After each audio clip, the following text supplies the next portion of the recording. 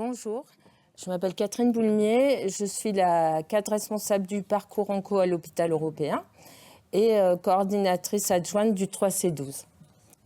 Je vais revenir un petit peu sur le parcours du patient.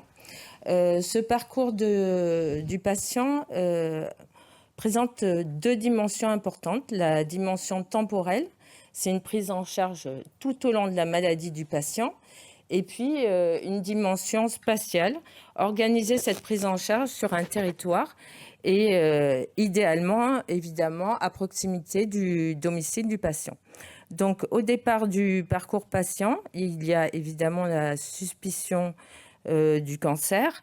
Ensuite, ce patient est vu en consultation généralement par son médecin généraliste.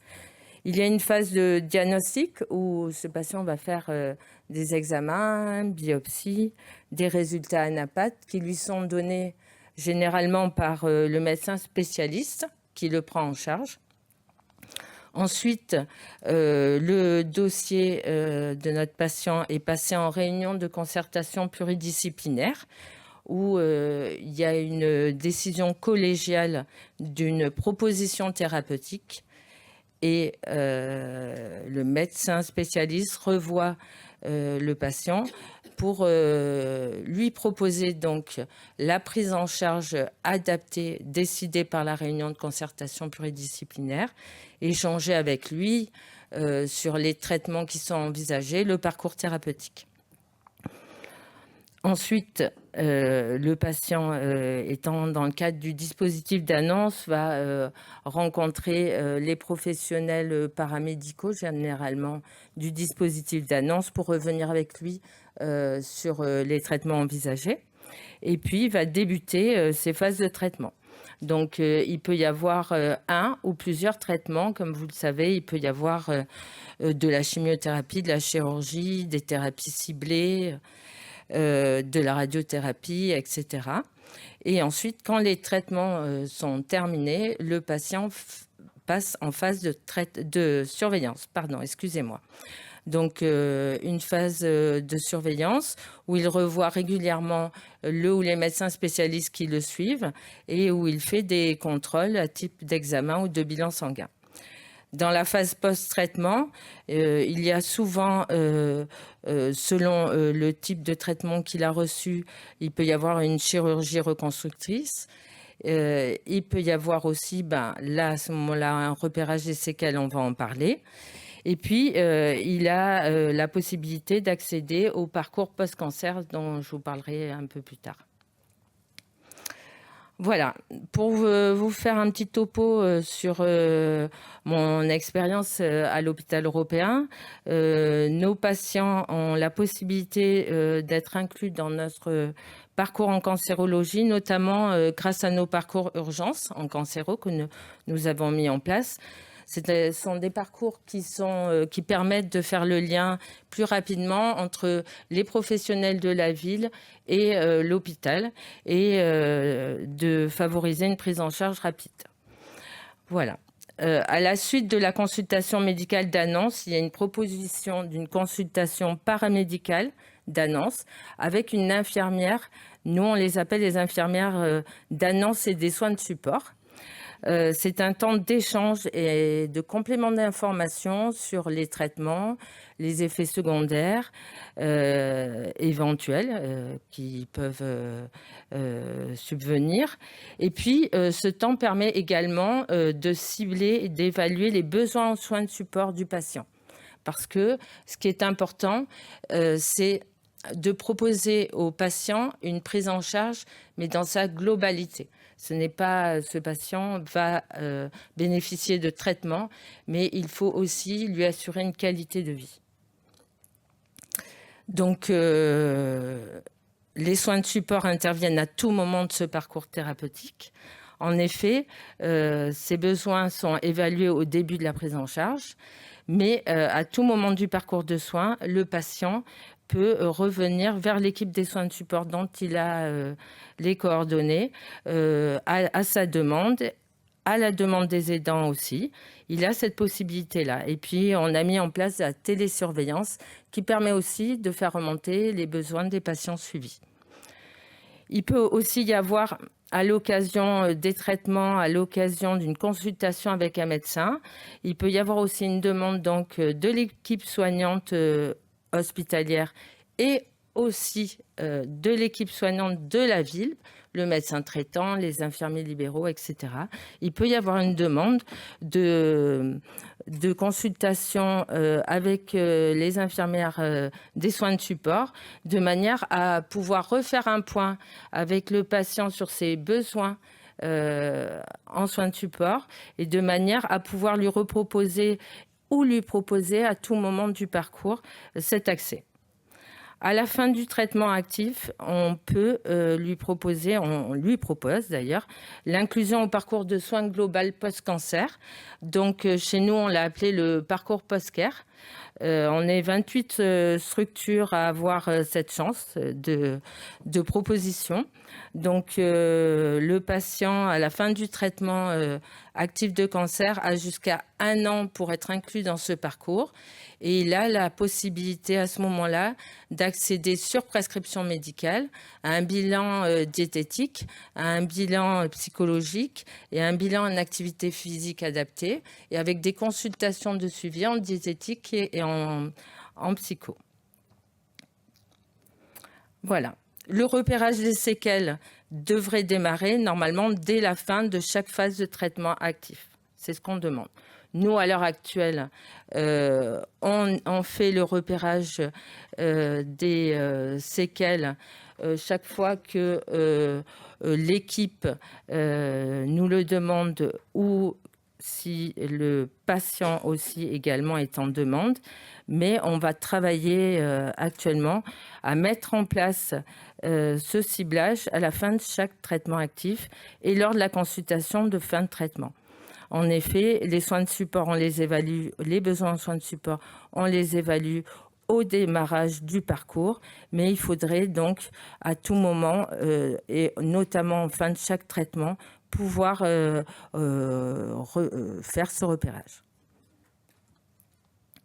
Voilà. Pour quels patients? Donc, tous les patients traités adultes peuvent être concernés. Les plus fragiles et vulnérables en fonction des facteurs de risque, de l'état de santé du patient, avec ou non des comorbidités, selon les traitements à forte toxicité, le type de cancer, de mauvais pronostic également. Lorsqu'il s'agit de prendre en charge un patient, il est essentiel d'adopter, comme je vous disais, une approche holistique qui prend en compte l'ensemble de ses besoins et de sa situation personnelle.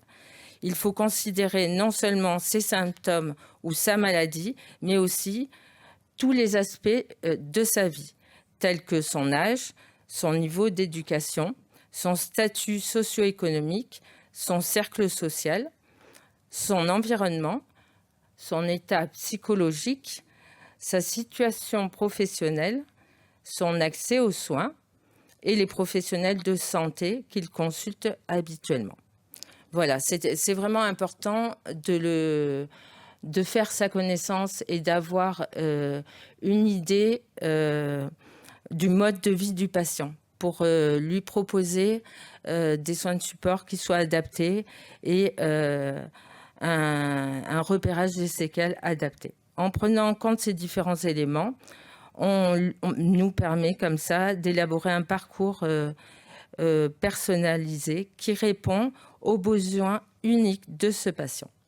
Voilà. Par exemple, concernant les patients âgés, ces patients âgés de plus de 65 ans, chez qui près de 2 cancers sur 3 surviennent, leur hétérogénéité en termes de vieillissement et d'état de santé, de fragilité et ou de maladie chronique justifie une coordination particulière. Souvent, ces patients-là, quand on les prend en charge, on leur propose une consultation d'oncogériatrie pour ensuite mettre en place des traitements qui prennent en compte leur fragilité. Voilà. Alors, le groupe de formation séquelles et cancers a travaillé donc sur une fiche de repérage des séquelles avec une première partie qui est consacrée aux données administratives. Il faut savoir le connaître, savoir comment il vit, quel traitement au moment où on repère les séquelles, donc si c'est au départ, au départ des traitements, mais ensuite, à quel moment des traitements on en est. Est-ce qu'il a fini toute sa prise en charge? Est-ce qu'il vient de finir une étape de traitement? Est-ce qu'il est en cours d'un traitement? Voilà, tout est noté. Est-ce qu'il fait quel type de cancer il a? Est-ce que c'est un patient qui est adolescent et jeune adulte? Là, c'est Fanny qui va revenir là-dessus. Un patient âgé.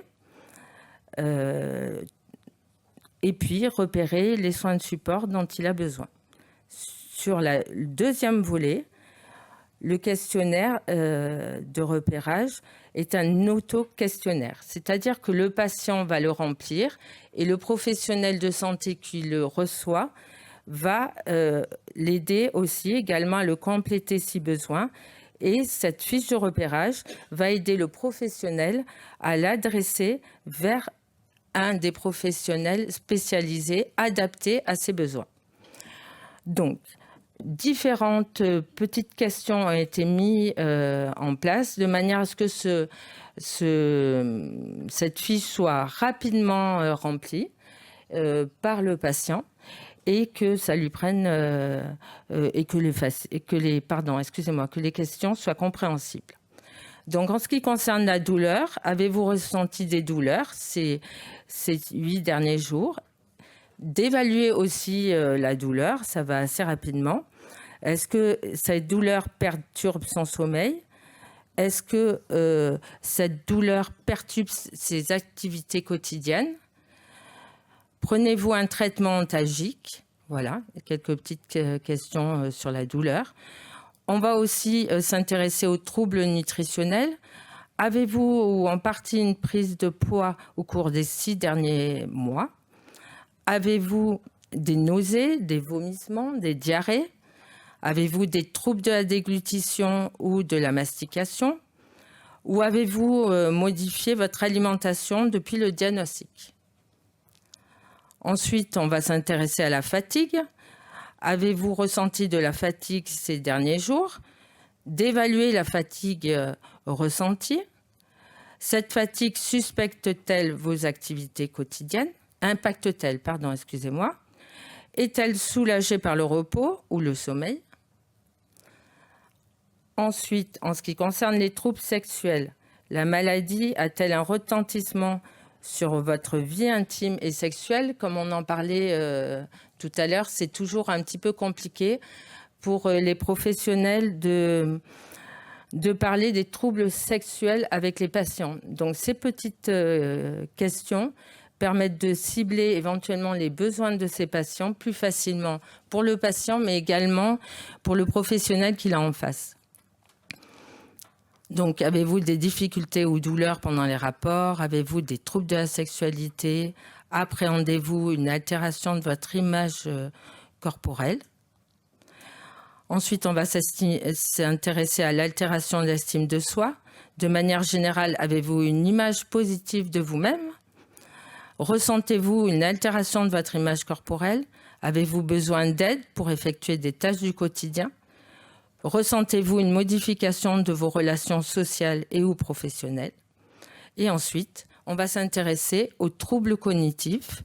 Les troubles cognitifs, avez-vous du mal à effectuer des tâches comme avant? Avez-vous des troubles de la mémoire et de la concentration ou de l'attention? Ressentez-vous des difficultés de raisonnement ou un retentissement de vos pensées? Et au cours de vos activités quotidiennes, avez-vous des difficultés à trouver les mots? Voilà, les 6 séquelles qui ont été ciblées sur cette fiche de repérage.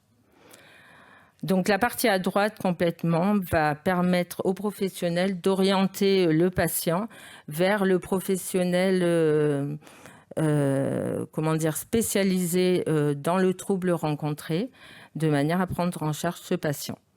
Voilà.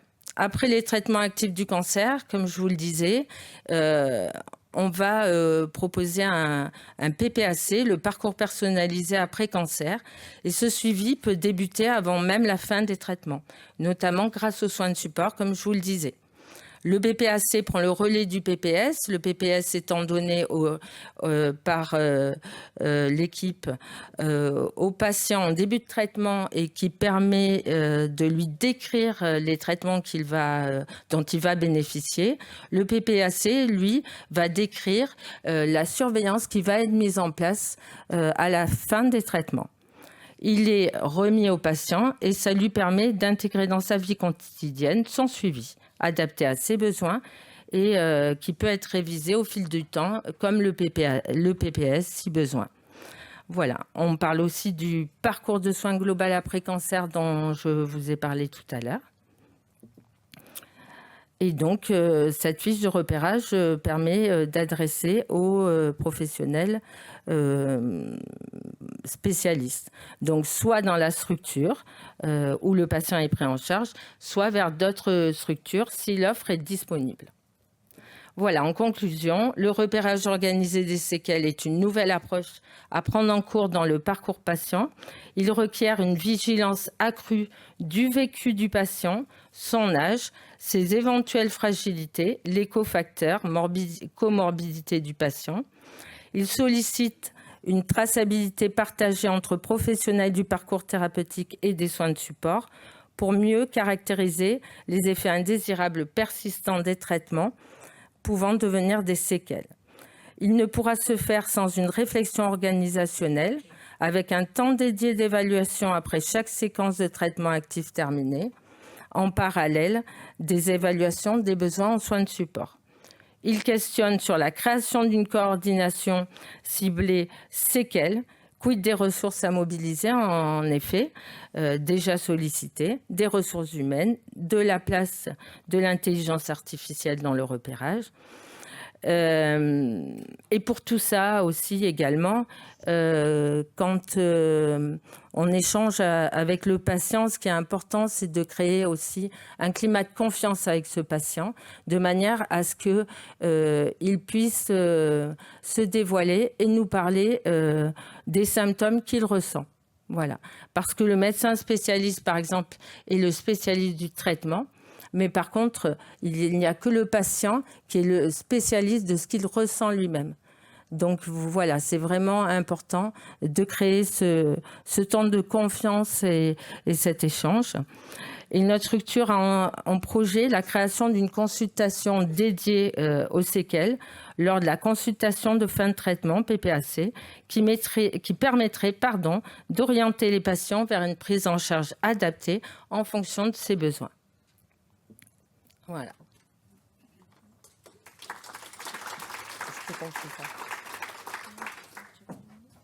Bonjour, je suis Fanny, je suis l'infirmière de coordination des jeunes adultes du réseau CAPAJA dans la région PACA Ouest, hors APHM. Donc, avant de commencer, moi je voulais refaire un petit point sur ce qu'est un adolescent et un jeune adulte. Donc, ce sont des patients de 15 à 24 ans inclus en France. Moi, aujourd'hui, je ne parlerai que des 18-24 ans, puisque c'est ma spécificité, les adolescents allant en pédiatrie, et donc que je ne prends pas en charge. C'est une population qui est fragile et vulnérable, en pleine construction, en pleine transition entre l'enfance et l'âge adulte. C'est une population en pleine modification de son corps, de son psychisme, en pleine autonomisation au niveau de sa famille, au niveau de ses relations amicales, au niveau de ses relations amoureuses, de ses pairs, au niveau scolaire et au niveau professionnel. C'est une population qui est souvent non observante, parce qu'ils ne peuvent pas maîtriser leur maladie, donc ils vont chercher à maîtriser ce qu'ils peuvent. Donc ça va être la prise ou non des traitements, ça va être aller au rendez-vous, ne pas y aller. C'est une population qui fait souvent passer sa scolarité ou ses autres impératifs avant sa santé, d'où souvent le retard de diagnostic, et qui met, comme tout le monde évidemment, mais qui met sa vie en suspens pendant les traitements et qui veut la reprendre vite, comme avant, et le plus vite possible. C'est donc très très important d'être présent pendant les traitements, mais aussi et surtout après les traitements et repérer les séquelles possibles et les prendre en charge rapidement. J'en profite pour vous rappeler que dans la stratégie décennale, la prise en charge des AJA est très encadrée. Chaque AJA doit être référé à une équipe AJA de la région pour la prise en charge des soins de support. Donc sur la région PACA, nous sommes 3. Claudine, qui est là aujourd'hui, qui est l'IDEC-AJA PACA Est. Et sur PACA Ouest, nous sommes 2. Solène Luguen, qui est sur la PHM, et moi hors APHM. Je vais reprendre chaque séquelle assez rapidement parce qu'elles seront développées par la suite au cours de la journée. C'était surtout pour vous donner des exemples. Alors, au niveau de la douleur, comme on l'a dit, cette douleur peut apparaître pendant les traitements et persister dans le temps. Elles peuvent entraver forcément la qualité du jeune adulte, son sommeil, son psychisme et surtout son activité, sa reprise d'activité professionnelle. C'est donc très important de pouvoir poser des questions simples pour évaluer et le mettre en lien avec les professionnels adaptés en fonction des besoins.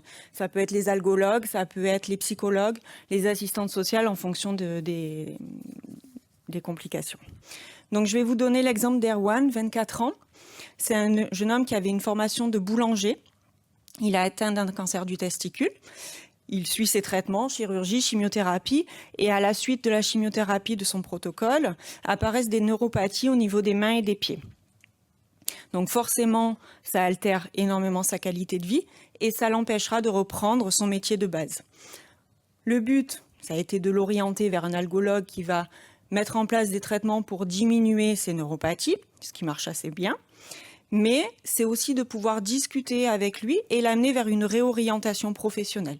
Et dans ce cas-là, moi j'ai utilisé l'association 20 ans un projet qui fonctionne très bien. Au niveau de la fatigue qui persiste après les traitements, à mon sens, la fatigue, elle est pas post-traitement, elle n'est pas assez évoquée par les médecins. On en parle vite fait, comme ça, hop, mais souvent elle persiste et c'est pas assez expliqué aux patients. C'est important de l'évaluer, de ne pas la banaliser, de voir l'impact qu'il peut y avoir sur la qualité de vie, sur les activités de la vie quotidienne, sur ses activités physiques au quotidien. Il existe un questionnaire, le QLQFA12, qui sera repris tout à l'heure. C'est une dizaine de questions qui permet d'évaluer si cette fatigue, elle est plutôt physique, émotionnelle ou cognitive, et ce qui permettra d'orienter au mieux vers le professionnel adapté. Donc ça peut être les coachs en activité physique adaptée, ça peut être les kinés, les psychologues, les neuropsychologues, les orthophonistes ou les médecins.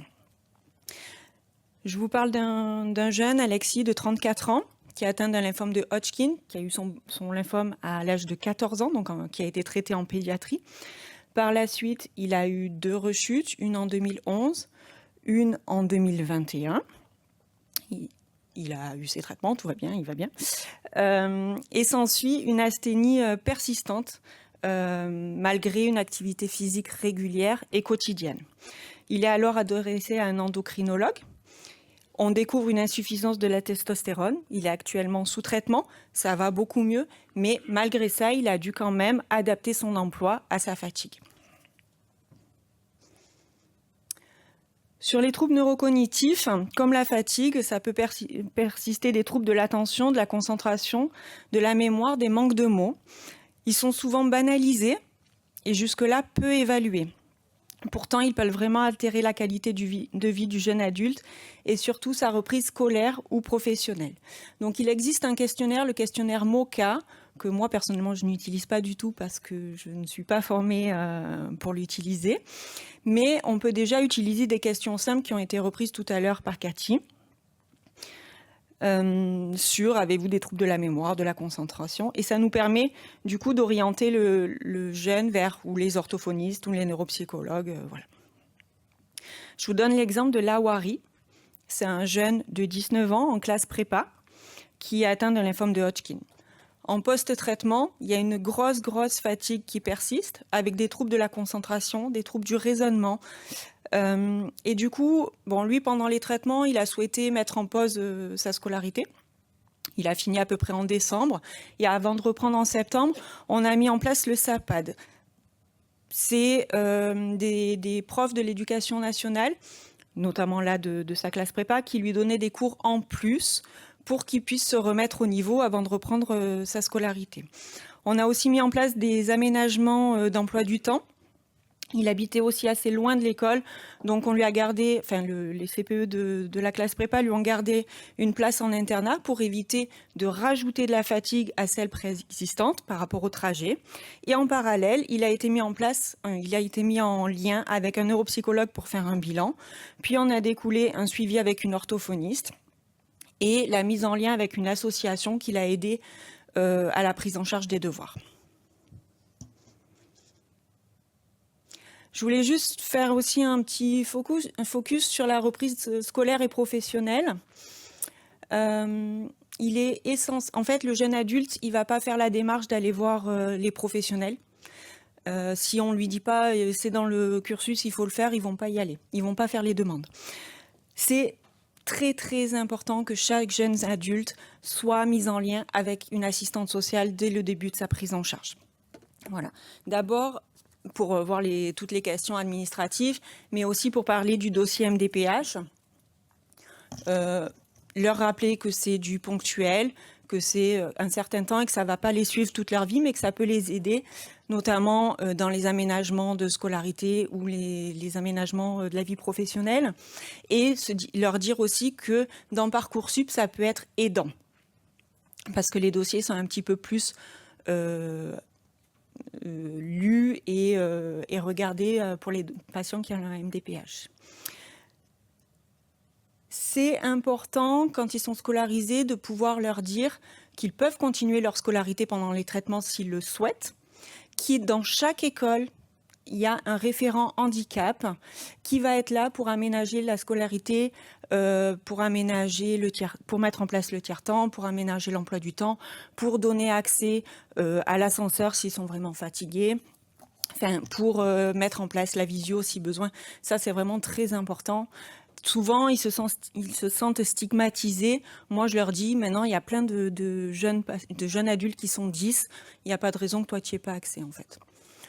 Pour tout ce qui est pour les salariés, c'est important de parler assez rapidement de la reprise professionnelle et notamment de la visite de pré-reprise avec le médecin du travail. C'est pas une visite qui va valider la reprise, mais c'est une visite qui est vraiment là pour les accompagner et aménager au mieux leur reprise professionnelle.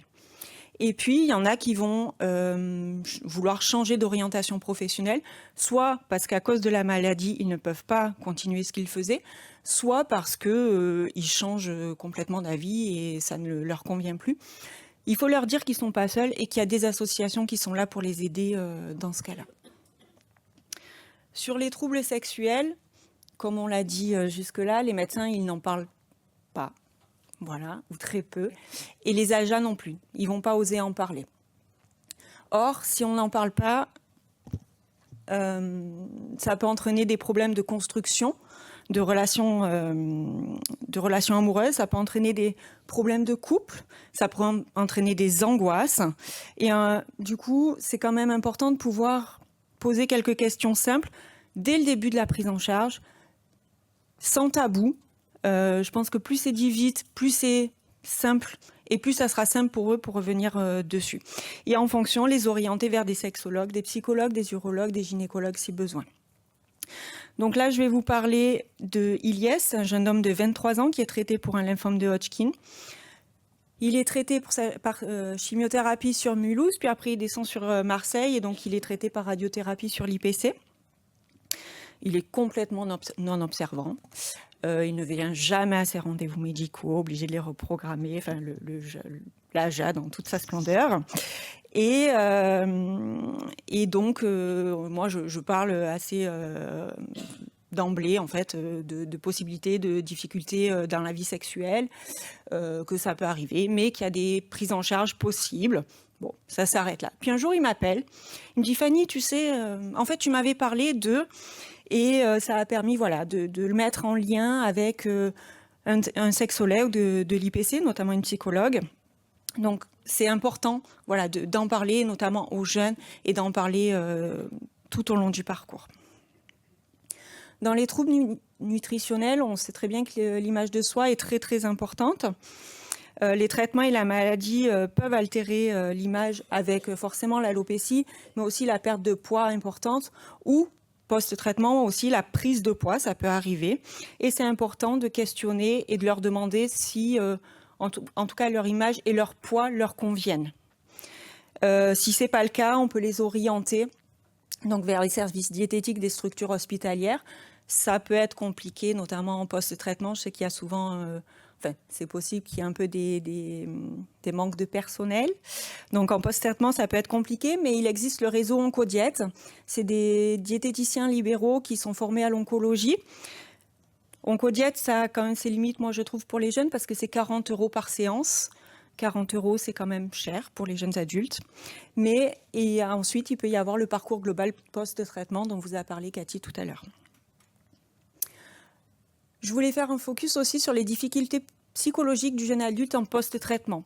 Pendant les traitements, souvent, alors je te dis, c'est pas une généralité, hein, mais souvent, ils vont pas trop mal, ça suit son cours, et puis c'est des fois plus compliqué pour leurs proches que pour eux-mêmes. En post-traitement, il va y avoir un contre-coup.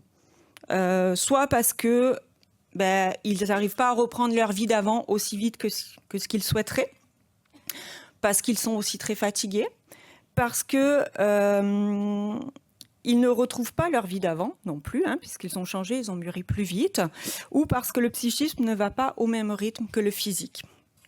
Et donc là, c'est important de pouvoir les orienter, soit vers les psychologues des structures hospitalières, vers le réseau ILUP. Le réseau ILUP, c'est un réseau de psychologues libéraux dans toute la région PACA. En tant que jeunes adultes, ils ont droit à 8 séances prises en charge, alors que les adultes plus vieux, c'est 4 séances. En tant que jeunes adultes, ils ont droit à 8 séances prises en charge. Il y a Mon Parcours Psy, c'est donc les psychologues affiliés à la sécurité sociale. Donc là, il faut une lettre d'adressage du médecin traitant. C'est pris en charge. Les psychologues de la faculté, pour ceux qui sont à la fac. Le bureau d'appui psychologique universitaire, ça aussi, c'est pris en charge. 60% par la sécurité sociale, 40% par la mutuelle. Il n'y a aucune avance à faire. Ça peut être les psychologues de la Ligue contre le cancer. La Ligue, pour les jeunes, c'est compliqué, hein, c'est stigmatisant, c'est difficile pour d'y aller. Ou le parcours global post-traitement. Je voulais faire un petit point aussi sur l'isolement social et la précarité. Ils mûrissent plus vite. Souvent, ils ne se sentent plus en phase avec leur père. Ils ont des difficultés à reprendre leur vie sociale. Il y en a certains qui se sont mis un peu dans des bulles et pour ressortir, c'est compliqué. Pour évaluer la précarité, il existe un score, le score EPIS. C'est une dizaine de questions. Assez simple. Et puis, si on dépasse le seuil de 30, en fait, le jeune adulte est en situation de précarité. La précarité, c'est pas que financière, hein, c'est aussi l'isolement social. Et donc, c'est important de pouvoir ensuite l'orienter vers une assistante sociale ou vers d'autres jeunes qui sont passés par là par rapport à l'isolement. Voilà. Donc, moi, ce que je voulais conclure, c'est que c'est important de repérer ces séquelles tout au long du parcours, aussi dans le post-traitement et dans le suivi à long terme. En France et dans la région PACA, le suivi à long terme est en train de s'organiser. Et donc, je vous laisse ce numéro à retenir absolument. Qui est un numéro, c'est une plateforme téléphonique et ça vous permet d'être orienté au mieux vers l'équipe AJA dédiée par rapport à votre lieu de soins ou d'être orienté pour le suivi à long terme après cancer pour les jeunes ayant eu un cancer avant l'âge de 25 ans. Voilà.